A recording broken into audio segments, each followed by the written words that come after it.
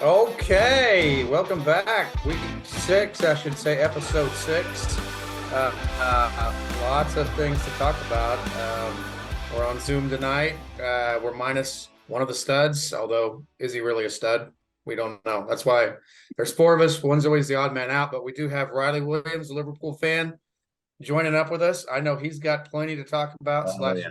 probably complain about, and I don't blame him being a Spurs guy. So yeah, welcome back everyone. How's everybody doing? Doing good, Dave. I like the jumpsuit or the tracksuit. Looking good. Yeah, I can finally fit into it, so I figured it was time to break it out. Nice. So Does yeah, it say they're not doing so Deutschland? hot as a national team these days, but what are you gonna do? Does it say Deutschland? Is that what I say you'd say? Yeah. It's Nice. Oktoberfest season too, so That's true. Yeah, that's true. Hey, thanks for coming on, Riley. Appreciate you making kind of a late sub, coming in and chatting with us. I'm finally over what happened on Saturday, so I can think about it and speak about it clearly. So yeah. Well, you made your bones in the last episode at Skinny Slim, so you're not a virgin. You're experienced now. Right? That's what I was going to ask if you guys both were at Skinny Slims when this game happened. Oh yeah. And yeah, if it was so, how was it? it was a Spurs Super Bowl. They brought everyone out of the woodworks with their T-shirts, so it was packed out for the Spurs supporters. Yeah. Well, I mean, let's not avoid the obvious. There were some really tough calls made, and wow, obviously affected the game to the point where, do we really know what would have happened if both teams were full strength, if the goal would have stood, which it should have, obviously. So many unknowns, and I read today Klopp, which doesn't surprise me, is trying to get the game replayed. Yeah, it's not gonna happen. No. This is actually in honor of Klopp. That's a dig. Nice. Not really. You could But see yeah, Klopp losing the league by a point twice. Why he would ask for a replay? Every point matters Sure. when you're going for the promotion. Sure. So right. Well, yeah, I mean, I guess that's the hot topic, really. I mean, I think everyone can agree that the bias is out on this one as it relates to the first goal. It was completely onside. When it first happened, I didn't see our defender down at the bottom of the screen, so I'm like, yeah, he was off. But then clearly, Long was drawn.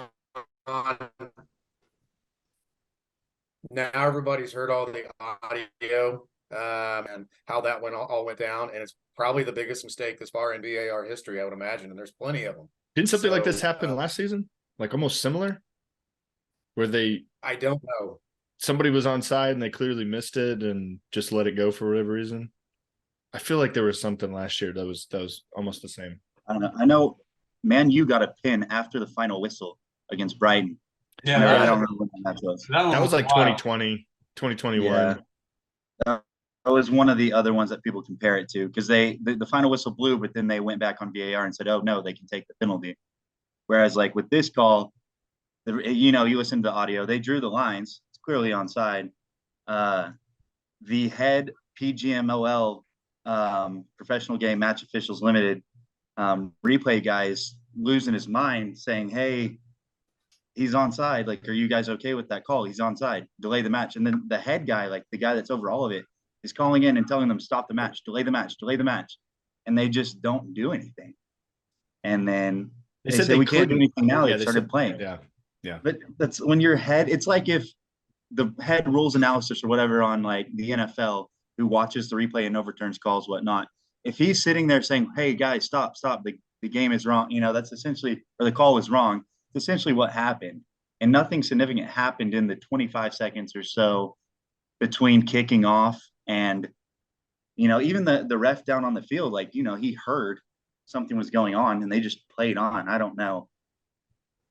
Somebody had made up their mind that it was offside as called on the field, and that when they got confirmation from whoever, they're like, "Oh yeah, it was off," and they just kind of ran with it. And I think they stopped listening. They must have told me it was offside, and they just ran with it. And then they start pleading, and then it's like, what, can you stop the game at that point? Well, like once the play is resumed, I have no idea. Obviously, things have to change. Instead of just saying call confirmed or call overturned, they need to say goal, no goal, offside, Right. onside. So it's clear. So if everyone's saying, oh, it's offside, oh, it's offside, instead of just call confirmed, because that's where the confusion came from, was they thought they were looking at an onside. They confirmed it as onside when it was the call was offside on the pitch. So well, that's I think everyone's in agreement on that. Of course, there were 2 red cards. The first one, to me, it's like where somebody's leg could have been cracked in half. People are talking about, hey, it looks worse in slow-mo than it does in real time. So it's a little tougher. Obviously, that one's there's a little more subjectivity to it than the onside call. I don't know. I was happy to accept it, but I wasn't 100% like, yeah, that was a red. Yeah, his foot kind of came off the ball a little and went into his. I mean, it was studs up into his ankle. That's one where it's kind of either way you can see it, right? If that's not a red, then they owe Casemiro an apology, because that's the same thing that happened to Casemiro last season. Yeah. So, I mean, I don't like those calls. I don't think those are reds. I think you have to defend, you have to go for the ball, you have to play aggressive. So to me, I see that as accidental, maybe a yellow, but I'm just saying, based on the rules and what they've declared reds in the past, then that would have to be rescinded, or you'd have to apologize to Casemiro, basically. Yeah.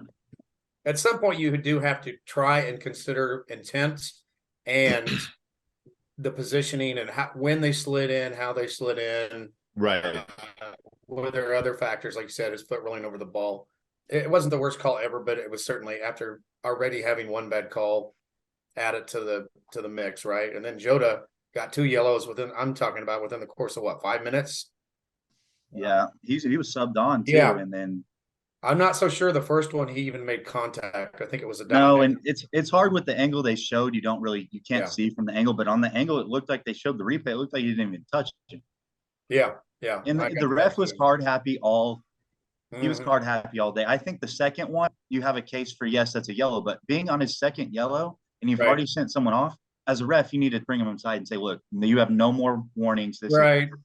But I agree. And that, and then complimentary wise, Liverpool is tough to play with 10 men, with 9 men. They're fearless, and how their talent level and their style.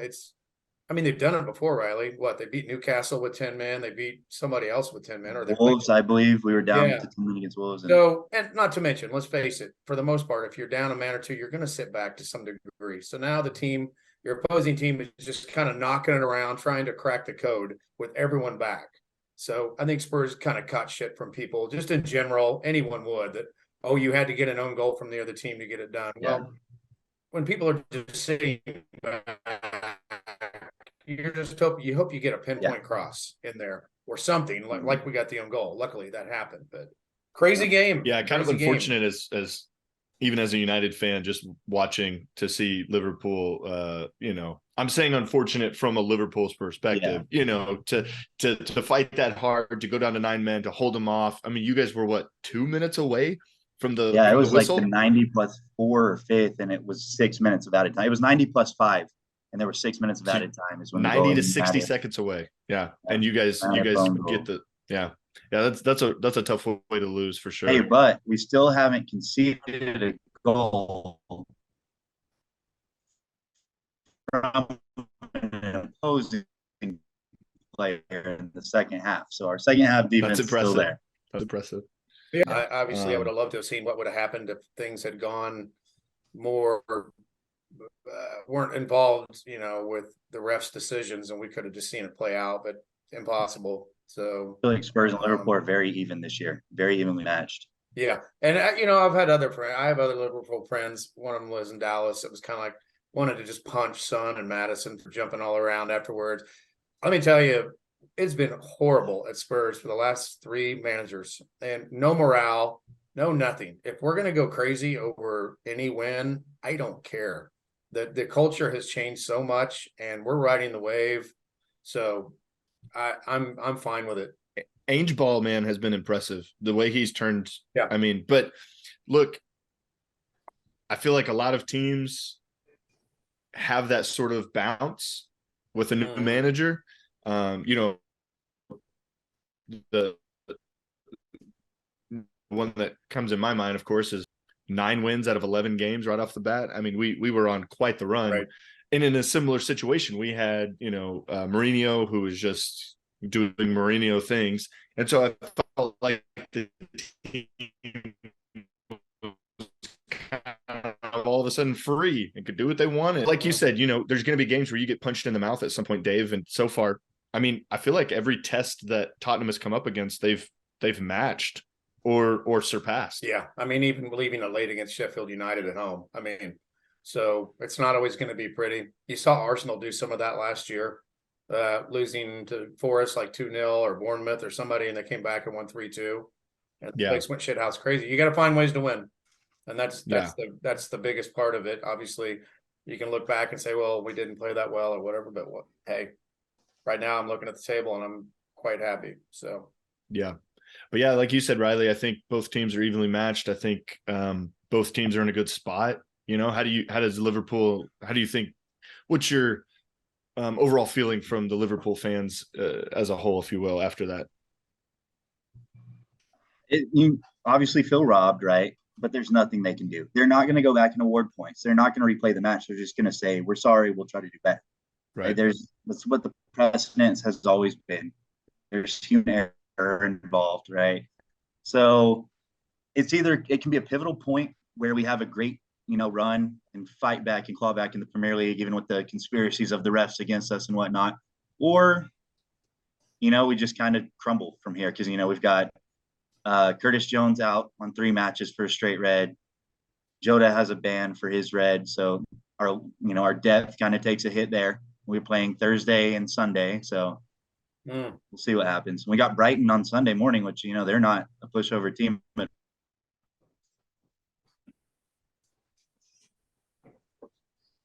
at all. So.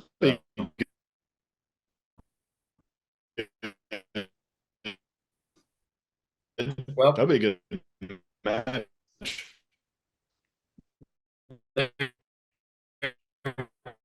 Man United, Chelsea, those type of teams. Yeah, of course. Yeah, slide that in there. You're talking about 1998? But Ricardo must have had a deal. He had to run away. But yeah, I mean, I guess Alex, Alan, we can turn it over to you. And painful stuff going on at United. Man, yeah, I don't even know, man. I don't even know where to go. Like it's just, who are the culprits? What is going on there? I don't even know. The midfield, what's going on in the midfield? I guess that'd be the biggest place to like where the creativity is and where the game is determined in a lot of ways. So granted, Palace was without like potentially 5-6 of their maybe starters, or at least players that Roy Hodgson would want in the first team, at least on the bench and stuff. But for sure, like their leading goal scorer, Edouard, he was gone. So like they weren't quite, up to their normal squad depth. And I felt like the defense was fine. They scored on a half chance off of a corner. It should have been dealt with better. But it was kind of like, look, those things happen sometimes. I get it. But man, the lack of creativity going forward, the lack of ability to just create better chances and push. I mean, it took until Garnacho came on in maybe the 75th minute to really see much of a push, an energy surge forward, and people start really taking people on, trying to create something. And that shouldn't be happening. It shouldn't come from a super sub 75 minutes into the game. So yeah, man, it was disappointing. I thought the defense, and midfield looked fine. It was the forwards. Again, we don't have like a true right winger at the time. Anthony has just now come back, but we didn't have a true right winger out there. I think Bruno was having to cover. So it's just kind of a mess up front. But even still, like with Bruno and Rashford, it's like, can we not get enough balls into Højlund to do something? Like I'm just baffled. I mean, granted, Palace played well, like credit Palace. Like they sat back, they defended well, they defended the 1-0 win or 1-0 lead. So they did well, but I mean, like a team like United should be able to, push on and create more than they did. Nobody likes to play Palace. They're the unknown. They're the box of chocolates. I mean, what are you going to get? Ricardo, can you hear us? I can hear you guys, but it's lagging pretty bad at times, so it'll cut off for a few Okay, seconds. we But can hear you just fine. So don't let us hold you back. If you want to bag on United, this is your chance right here. Yeah, just randomly say things, Ricardo, just whenever you feel like it. It'll be fine. We'll make it work. cool. I appreciate the confidence, guys. But No, yeah, yesterday's game against Galatasaray, I mean, I don't know why I didn't have a great feeling about that game the whole time. And then just watching there was patches. I thought United finally put it together. We looked really good from, front to back. Looked awesome. They scored on both of those moments. And for some reason, it's just a team that's not confident, that seems to be in their head. Rashford had a square ball easily to Bruno that should have been a tap in, and he completely mistimed the pass and he messed up the direction and the power of it. It was just evident that, Rashford's not super confident. He's probably been seeing all the things online. A bunch of United fans have been on him about being able to figure out when it's the right time to shoot and when it's the right time to pass. And it seems like in general, he last season, he was just choosing to shoot all the time and it worked out. Like he was scoring. This season, that's not really happening. So people are like, look, man, you need to be paying more attention to figure out when to pass it. And yesterday, it just seemed like he was in his head, and instead of shooting, he passed it and just completely messed.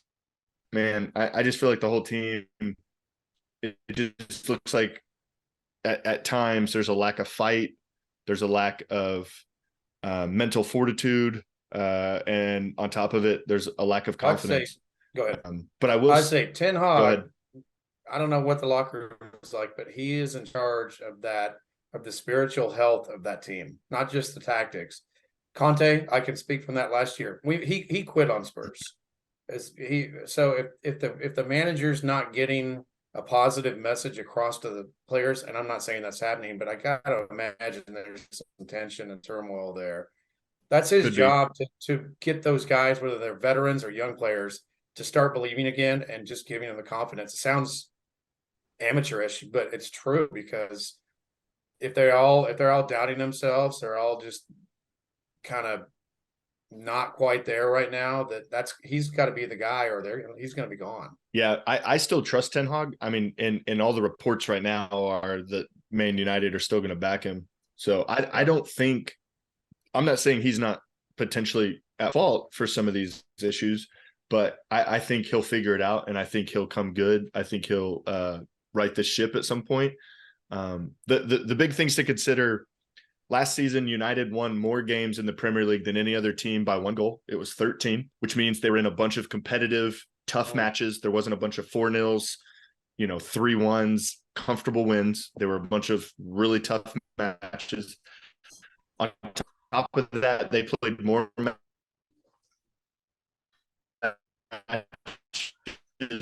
than anyone else in Europe. Last year, Liverpool got off a rough start after playing the most matches out of all of the top 5 leagues in Europe. Good, yeah, the season before. So on top of that, you throw in, we played, and that's taxing, and then we played like 4 or 5 more matches in Europe. I mean, we had a long, kind of strenuous summer tour that I just thought maybe it was a bit overkill. I don't know if like the Glazers were trying to make money off of the tour. I don't know. It just seemed like a bit much. So anyway, I'm just saying, if you include all those things, it was bound for this team to have injuries. It was bound for this team to look tired. In my opinion, those aren't good excuses. I still think, the coaching staff should be able to figure things out. I still think the players should be able to, give more effort, give weight. So it's not a real good excuse in my opinion, but I think it does give a little bit of perspective at where this team is at. Ricardo, your team, so to speak. I thought 4-0, 4-0, and I think pretty comfortable. Pretty comfortable. I think the most uncomfortable moment in that game was when Havertz took the PK. But besides that, it was Havertz scored. He scored a PK, yeah. Surprisingly. Speaking of building a guy's confidence up, that's how you do it. We'll let you take a PK and get on the stats. Can you imagine? That's why I was really nervous because I was afraid he was gonna miss. And if he would have missed, I don't know what would have happened to his confidence. Ricardo, just admit it. Arsenal cheated. They got 2 PKs in that game. It's clearly rigged. True. Just admit it. Hey, but when Ben White scores, we're doing something right? That's all I can say. I mean, but overall, I thought they looked good, But then we took an L yesterday, and And you lost Saka.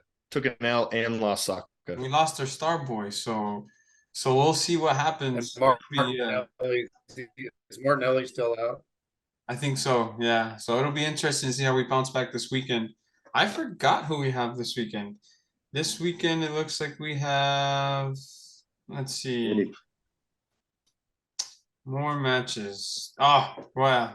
Man City. Ooh, How could I City. forget? That's right. We got the That's second game in Man City, so we'll see. That's not a game that makes me too excited, but I mean, It's at Arsenal. Okay, yeah, so that could be pretty hot. could be, but we'll see what happens, man. And then after that, we got Chelsea, so I'm looking forward to that one too. But decent results. I wish we would have got the Champions League win, but that's soccer. Sometimes it goes your way, sometimes it doesn't. Sunday's going to have some really good matches with Brighton, Liverpool, like Riley said. West Ham, Newcastle should be good. Wolves and Aston Villa, and then to cap it off, City and Arsenal. Mm-hmm. Brighton, it's that Amex, right, Riley? Yes. Yeah. And they got pounced 6-1 by Villa. They're going to be mad. You all are going to be mad. So, man, talking about betting on that game, I wouldn't put down a cent. No. I mean, I have no idea what's going to happen. But speaking of, I don't know if you watched today, but Champions League, Newcastle just pounded PSG. Yeah. 4-0. Destroyed them. Wow.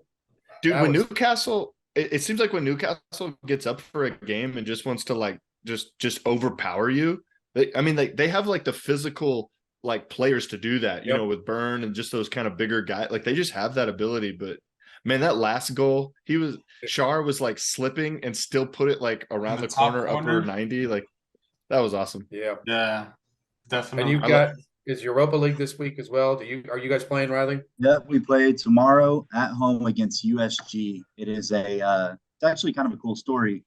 It's a Belgian team that Alexis McAllister's brother plays for. Huh. So they're going to Anfield, and it's a big story where he's playing his brother at Anfield. So that happened with Pogba and his brother in France a few years ago when we were playing in Europa. But he played for like one of the green teams, brother, right? Saint Etienne. Yeah, that sounds right. And then his brother turned on him and tried to extort him and put a curse on him and weird stuff like that. But yeah, anyway. So that's it right now, guys. We're talking about this stuff. It's now the legs and the rotations and all those kind of things that start adding up as we get closer to the meat of the season. Now it's happening. There's injuries, there's red cards, there's Europa League, there's Champions League, the EFL Cup. So now legs are going to get tired. Thank God Tottenham doesn't really have any of that right now. That's a huge plus. I mean, we could be in Europa Conference right now if we had one more goal last year, but Villa got it. So now, and we're out of EFL Cup. So all we have is FA Cup, and that's not even been drawn, I don't believe. So no, not yet. So yeah, every team's going to have. I'm assuming Klopp has got a pretty good handle on the rotation over the years, and I mean, obviously they're newer players, but you guys got decent enough depth to kind of handle that probably better than most teams. Yeah, and we got a really easy group stage draw in the Europa, so haven't had to really worry about that, but should be fine. Hopefully, just can get through the week without injuries, pick up 3 points in the Europa at home, and then go to the Amex and have a good showing. Mm-hmm. Well, I after the match, I'd said Liverpool's probably top 2 so far this season. I think they've got enough. They just seem solid. Like I said, we're pulling out some weird wins against Sheffield United at home. We're riding a wave, but if you're looking at teams that consistently doing it week in, week out at City, obviously we can talk about that because the Wolves match was comical. and that game wasn't even on at the pub. It was on a couple of little phones.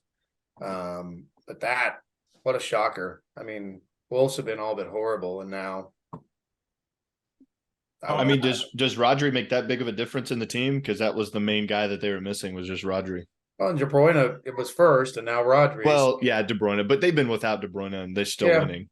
But the guy filling in for him, isn't Rodri basically filling in for him? For De Bruyne? Yeah.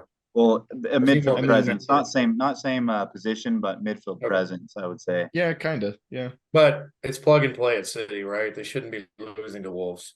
You still have Grealish. You still have Holland up there. I mean, you have Foden. players that, Foden. I mean, you have players that should be able to win you the match for sure. Well, whatever it is, I'm glad that it went that way because we need those here and there where the people below them have a puncher's chance, and it's not just some runaway where 6 weeks left in the season. There's no chance for anyone. So They always seem to do that. They'll drop a few really surprising matches. Every 14, 12 matches of the season, they do not drop a single point. Yeah. It's just, it's insane. They'll go 20 to 15 games unbeaten. We're on that great run and, only lost by a point. I mean, they just somehow eked it out. Yep.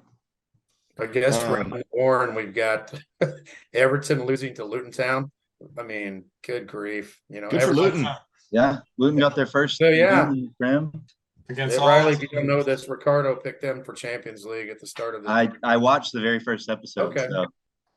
Yeah. So, Hope's alive again or what? Yeah, of course. We can still make a run. That's you play Spurs this week. Yeah, I don't think so. Do you see those fans going nuts for their first win in the Prem? And they were loving it. They've been waiting for that one for years. Yeah. Years. So I mean, all glory to them, man. That's what soccer is about. So I mean, did it have to be against Everton? No. Will we take the W? Of course. I'm wondering how Tyler might have felt down there in Skinny's watching that result, but probably not thrilled. Right. He's getting a lot of experience with the disappointment, though. I mean, this is the third year now where, I mean, who knows what is going to go down through at the end, but the last 2 seasons, they're literally down to like the last week, and it's pucker up time. Last goal, basically, last year. So they're just playing with fire. I don't know what they're going to do about it, and I really don't care. They had looked like they had turned things around. Yeah. Until that match, and. But I mean, when you have Deitch as your manager, he's gonna just kind of give you these in my opinion, it's just gonna not be pretty, No, he was probably cut out for where he was to begin with at Burnley, with a working class team that just kind of batters and bruises you and plays long ball in the rain and Stoke City. Yeah. So, well, what else is going on? I'm trying. Could Messi actually do it in a rainy night against Stoke City? That's what we'll never find out. We'll never. It's like people bagging on CONCACAF. Why don't you come play Honduras down on the Patchy. moon, and with the altitude and the terrible fields, and who knows? Yeah. So Chelsea got a win too, and Mudryk finally scored. Yeah. Talking about confidence booster. That should help him some, and hopefully, I mean, if you're a Chelsea fan, it propels them to some more success.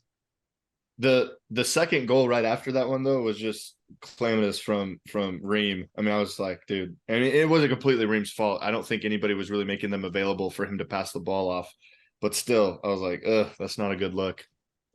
Had to be an American, right? Yeah, with a cast on too. Poland seems to be them and Brentford both seem to kind of be heading downward. They're always kind of dangerous teams, but yeah, Chelsea, I was talking to somebody this weekend. I guess their overall stats are not bad. XG. They're not scoring. Yeah, they're just not scoring. And so I heard the XG is in top 4. So I hate to give them that like hadn't lost a match on XG all year or something like that. Yeah. So you had to figure at some point in time they're probably going to start making more out of it than they have. Who knows what? It's nice to have them out of the mix right now, but I really don't care about them. Never have. Hey, so I wanted to ask everybody, for your own personal team or personal favorite team, who do you think's your, standout player so far this season? Riley, we'll start with you as the guest. All right. I would say Zobazlai, best signing. He's played every minute of the Premier League. I don't remember if he got subbed off. No, I'm pretty sure he didn't get taken off last week, but he's played every minute of the Premier League season so far. He's passing way better than Henderson ever did. He's scoring bangers. So I'd say he's the man of the season, signing of the season. But without Allison, we would lose every match 3-2, 4-2. He makes incredible saves that keep us in it when we have no business being in it. Mm-hmm. I hate to admit it, but I think Allison's the best keeper. I think he's better than Ederson. I mean, I think Ederson's really good, but I think Allison's the best keeper. He's great.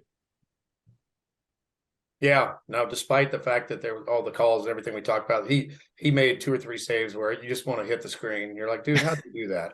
Come on, man. So Who's been your standout this season so far, Dave? It's Basuma. And he was a guy, the forgotten guy, because Conte really didn't want him. He's a box-to-box midfielder. His stats are unbelievable. The guy has great closing speed. He's just an amazing player. It's one of those guys you probably don't see everything he's doing. But that's probably a good thing.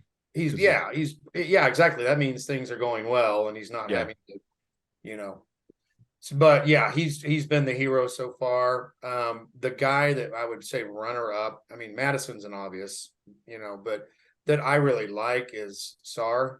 He's 19.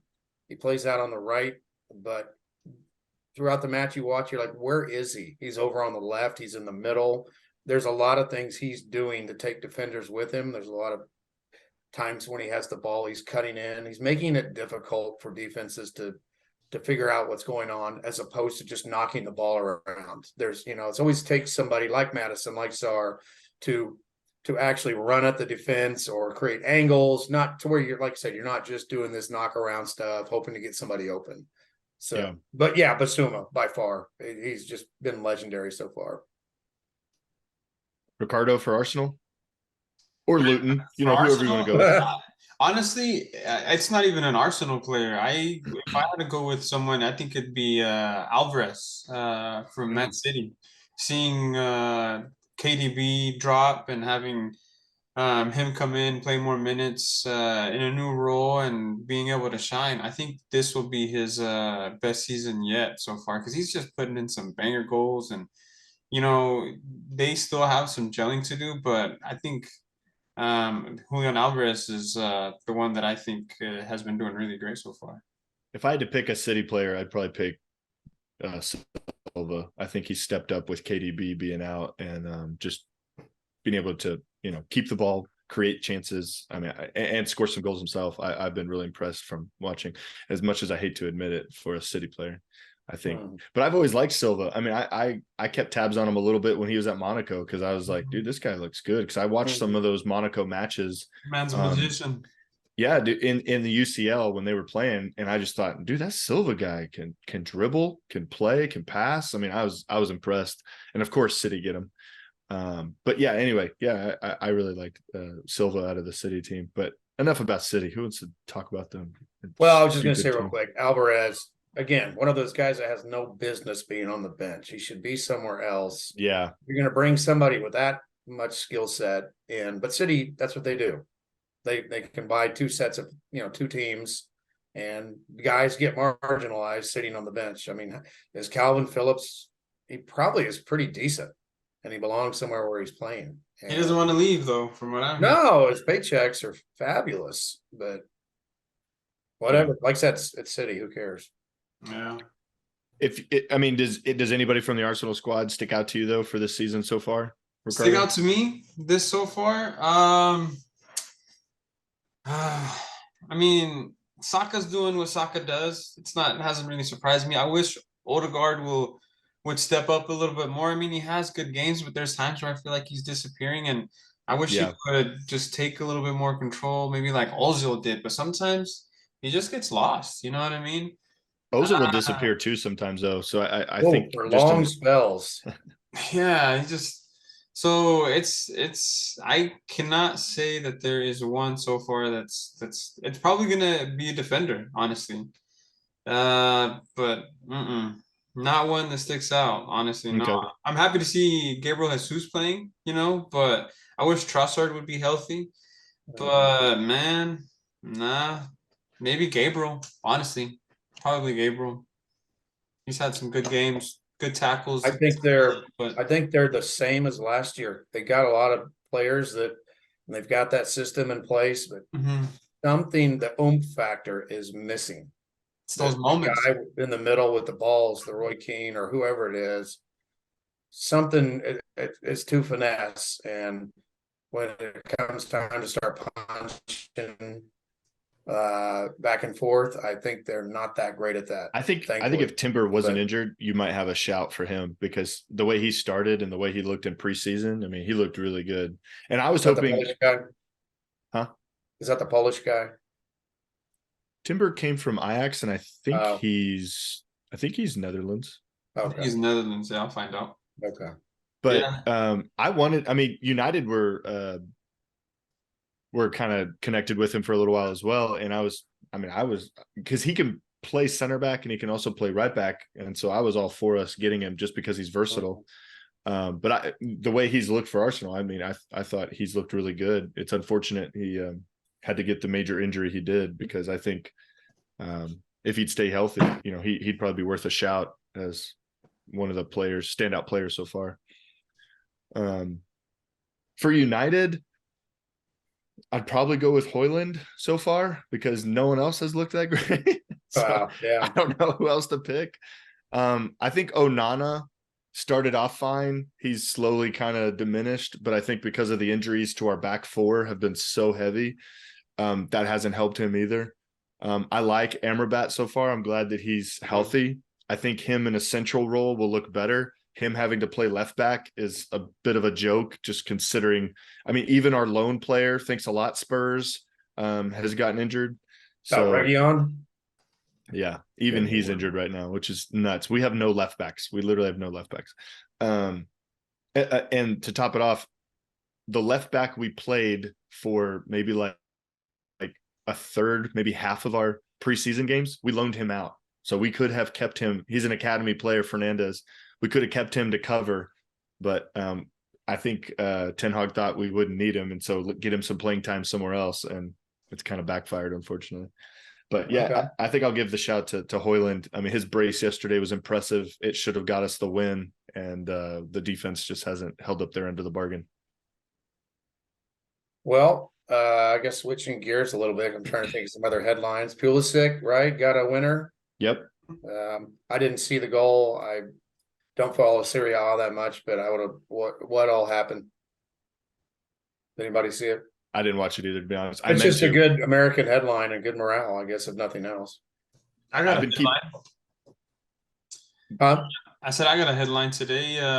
They announced the host for the 2030 World Cup. Don't know if you guys had seen that, but it's going to be hosted by Morocco, Spain, and Portugal. But I guess what makes this one a little special is that the first three games will be hosted in Uruguay, Argentina, and Paraguay to pay homage to it being the 100-year anniversary of the tournament. Oh, that's cool. Pretty cool. Yeah, it's kind of it's gonna be good to watch that and just think how far football has come in 100 years.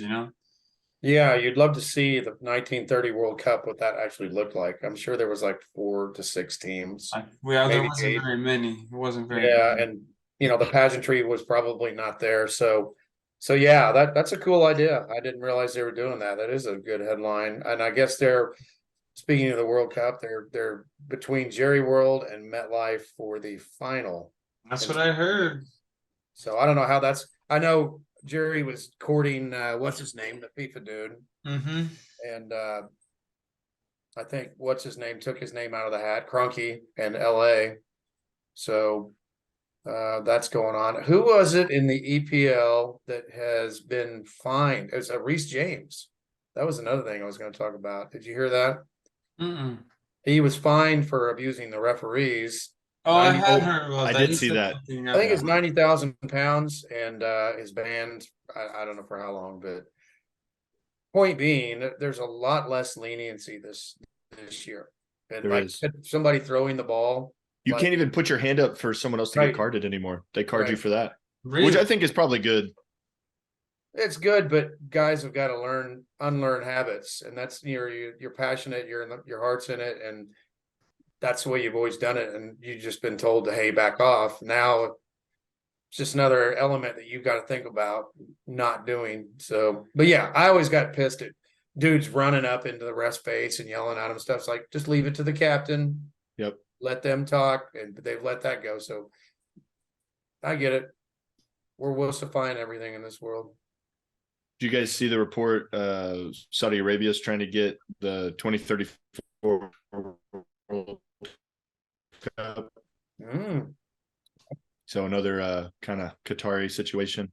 I mean, again, I just don't see. I'm sure they have some stadiums, and I understand the league there is building up and stuff. But I don't know. Do they really have the infrastructure to handle how many people show up for a World Cup like that? I mean, they're gonna have to build things. It tear already happened down. in a smaller country. So I know. they've got the blueprint, they've got the proof that it worked, and we're just at the mercy of the politics behind all of this. I'm okay with it being over there, but what? You mean Yeah, the money? yeah. The money, I Dave. mean, Hmm. what are you gonna do? And imagine the something you would Saudi think league England- by 2034. What's that? What How rather? big will the Saudi league be in the 2034? You know, That's Yeah, the grand plan, right? They'll be in the Champions League by then. I mean, how could you not do England, Wales, Scotland, Northern Ireland, Ireland? That England hadn't hosted a World Cup since '66, and obviously they have the infrastructure. It's kind of crazy, Agreed. but Agreed. you just don't want them to win it again. Yeah, there you go. So that's the only place they can do it. It's never coming home. That's what they're going to tell him. That's the only way to get it home, right? Yeah, pretty much. No. Do we need to go through some of the Next week's games. some of the games coming up? Let's run through them and give predictions and call it a show. So right off the bat, I guess 6:30 Saturday, Tottenham, Luton. I'm giving that one to Luton 4-0. I mean, it is kind of a little trap game, right? They got their first win. Place is going to be rowdy. Mm-hmm. We just have to put our heads down and do what we do. We had to do that in a similar situation at Burnley. I mean, it's don't know till you see it. It's going to be played in Kenilworth Road, so Yep. better watch out. You have to walk through people's backyards and front doors just to get there. All that, yeah. At 1 Maple Road, East Luton. That's where it's located, down there in the UK. That's awesome. United play Brentford at 9 at Old Trafford. I'm praying for a good result. Burnley gets to play Chelsea. That game's at Burnley. I think Burnley can take some points there. Didn't they win their first game? Yeah, Yep. Yesterday. it's Luton, but 2-1. I think they might steal a draw there and just keep adding points. I could see that. I don't know that the Chelsea team have, the mental ability to really push on if somebody gets an early goal off of them. So Everton, Bournemouth, as well at 9. Oh boy, that has 0-0 written all over it. I'm all for Everton going down. I don't care if they go down. I don't care if the Merseyside derby is played twice a year or not. I'd love to see Everton go down. So if Bournemouth can get their first win there and send Everton back down the table, I'd be happy. Is that stadium due for next year? Like Next year is when it'll be ready Good for. grief. It'll be the best championship stadium in the What a story. country. Talking about championship, Leicester's number 1 in championship right now. 1 game lost, the rest have been wins. So They should be, in my opinion. Yeah, no doubt. they got West Ham, and no, we forgot Crystal Palace, Nottingham Forest. That'll be a good. Palace Forest. Palace and Forest. Palace and Forest. Fulham and Sheffield United as well at 9 o'clock. Those are the commoners games, but they're, you know what? Those could both be great matches. Mm-hmm. I think Fulham will beat Sheffield. Palace and Forest, I bet's like a 1-1 in my opinion. I think Palace will win that one at home. Coming off Yeah. their win last week. Yeah, I think could the see Forest that. is really good at home. That's a rowdy place, but when they go on the road, they beat Chelsea on the road, but who didn't? But yeah, I agree. Brighton, Liverpool. I think we win it. I think I mean, I hope we bounce back, but it's definitely one of those turning points where it's like either, you got screwed and you bounce back and it makes your season all the better, or you just crumble. So it's really a turning point there, but I think we win it. I think this next match will be pretty good. West Ham, Newcastle. That'll be a good game. And I think Newcastle riding high will probably get a 2-1 out of that. Okay. Wolves and Aston Villa. don't know what you're going to get with the Wolves No, you at don't. all. I think Villa's going to handle them. I think they'll show their quality. Coming off a 6-1 last week, I think Villa's way better than Wolves, and they take all 3 points there. Yeah, I think probably Emery is a really good coach. He is. They had their one embarrassment. I forget who they lost to, but they got clobbered in one game. Oh, it was Newcastle, the opener. Yeah. And they may have had another one. So they're susceptible here and there, but overall, yeah. We beat them 3-0, and then Yeah, you handled them easily. Lost to Newcastle in the opener, but they can lose to the top 4 and go finish, 5th, 6th, and get Europa League. And Yeah, and the last match is the one that ends at Emirates, 10:30 on Sunday. Arsenal, Man City. So we'll see. No Osaka, no problem. I don't know. We'll find out. I mean, it's not like Arteta doesn't know Pep like the back of his hand. They were at the hip together forever. So, but that one just has to play itself out with injuries and with, Rodri's still, I'm assuming this is his 3rd match where he had a 3-match ban. So it's all going to be about intensity, and I don't know. Whoever makes the least mistakes, I like to say. Yep. Kevin De Bruyne has kind of been their Achilles, at least last season. Kevin De Bruyne played great against Arsenal the 2 times they played in the league. So with him not playing, I don't know. But I mean, just with history the way it is, and it just seems like there's a bit of, I know Arsenal got him in the Community Shield, but that took kind of a weird goal in the 98th minute. And then penalties. I feel like City's gonna probably eke it out 2-1, 1-0, something like that. Yeah. A lot of games this week I would not bet on. Let's put it that way. Yeah, for sure. For sure. we have an international break after this match week. Oh, wow. Is this going to be the USA Germany? Is that right? Yep. Saturday, October 14th. How about that? On TNT, and then USA Ghana. Oh, I like.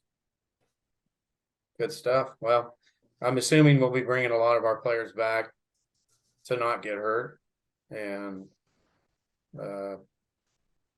that stuff just kind of plays itself out. There's nothing much anybody can do about it. Pulisic should be probably getting a hat trick each game, easy. So, yeah, the form he's on. Captain America. Right. That is right. I mean, I really like the new crop of players coming through with the U.S. national team. I just hope Greg, plays the right players and patches things up with Reyna, because I want to watch as much Reyna as I can, because I think he's great for the national team. Riley, do you watch much of the national team?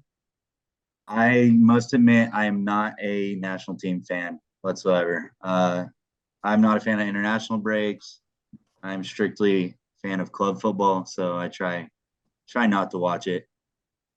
I'm not the biggest fan of the breaks either, but I do try to watch the USA team when they're on. So yeah, Trent and I go back and forth all the time because I couldn't care. The US could be giving free tickets like next door, and I wouldn't go to the match. I genuinely don't care.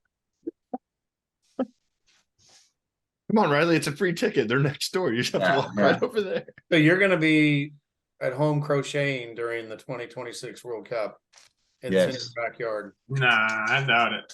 We got a couple years to work on him. I'll just go for the tailgates and the festivities and beer drinking.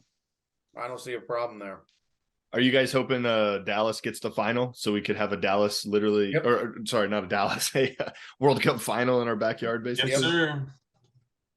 As a public school teacher, there's no way I'd ever be able to afford a ticket, but it'd be fun to go down for the weekend and just drink at a bar down there or something. And Agreed. Watch the match. It'd be Go awesome. watch it there at Texas Live. Yeah. Well, the radius of the fans is going to be Exactly. Yep. They're going to have to figure out how to control that. Yeah. It'd be nuts, but so much fun. It'd be so much fun. Well, have you guys ever been to Jerry's World? I mean, I know Ricardo has, but like, there's like parking lots on top of parking lots, and then there's some like, you know, areas of like shopping mall, like strip mall stuff. But I mean, they'd have quite a bit of space to set up some like fan fests if they wanted to. Oh yeah, Bigger than better in Dallas. I'm sure they'll utilize the baseball stadium next door. And watch party. Yeah, that's true. If they haven't, that's my idea, and I'll make sure they know about it. Well, before we get off, guys, I was opening some Prism packs, and I thought it'd be cool to maybe host a little competition to give this bad boy out. McKinney? Pack the McKinney. It's Leeds, though. Gross. Yeah, so I figured we can try to do something with that. That's cool. Giveaway? Yeah, we can What kind of giveaway? First one to comment on the YouTube channel? Yeah, or whoever wants to get the score right, whatever we might do. But let's try to do something with this. We got to frame it first. Yeah, I'll put it in a little sleeve. Get the signature on there, Ricardo. Yeah, I'll get them to sign it. Just sign it yourself. Cut this part out. 100% signed by Weston McKinney. Authenticized, yes. We all saw it happen. So we what if we start doing stuff like that, though? What if we get some people to like put some predictions in the comments, and then whoever gets like the most right or the most, you know, the closest to the most right, we give it away to them. Let's do that. Let's do that. All right. So put your predictions in the comments. I mean, I don't know that someone has to put every single EPL game for this upcoming match week, but you know, put some of the big ones in there. And if you get the most right, or if you're the only one to comment, then you'll get the card. All right. There you go. There you go. All right, guys. I think that's episode 6. Yeah. Yeah. Good stuff. Shout out to Riley. Really like talking to you guys. Yeah, thanks for filling in. Yeah, these things go so much smoother without Trent. You better watch out, man. Trent.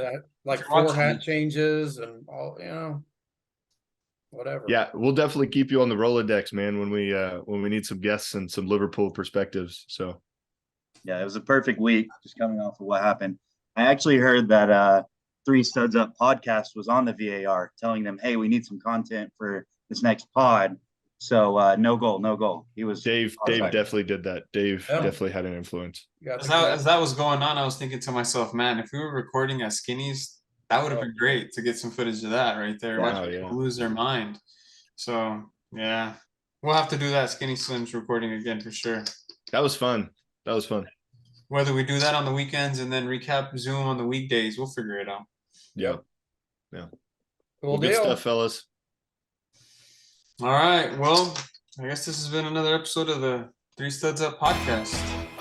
Thanks for everybody listening, man. Yep. Everybody have a good week. See you guys. See you later.